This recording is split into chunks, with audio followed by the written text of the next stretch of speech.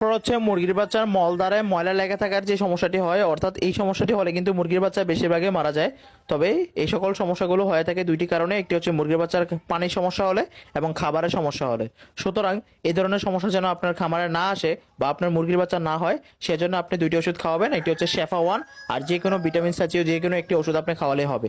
আর যদি মুরগির বাচ্চা দেখেন অসুস্থ হয়ে গেছে এবং মলদ্বারে ময়লা লেগে আছে, তাহলে অবশ্যই আপনি মুরগির বাচ্চার মলদ্বারে যেখানে যেখানে ময়লা লেগে আছে সেখানে ময়লাগুলো আস্তে আস্তে টিস্যু দিয়ে পরিষ্কার করে দিবেন এবং তার সাথে এই দুইটি ওষুধ খাওয়াই দিবেন, 2+ এবং রেনাসি।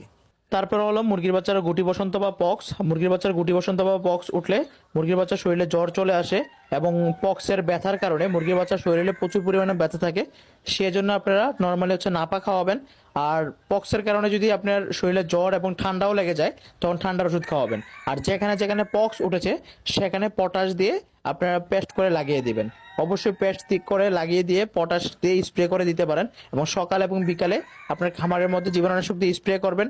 এবং তার সাথে আরেকটি বিষয়, খামারে যেন বেশি মশা বা মাছি না আসতে পারে সেই ব্যবস্থা করে দিতে হবে, অর্থাৎ আপনি কয়েল বা ধূপের ধোঁয়া দিয়ে মুরগির বাচ্চাগুলোকে সুরক্ষা দিতে পারেন। প্রিয় ভিউয়ার, সর্বশেষ হচ্ছে মুরগির জীবাণু রোগ।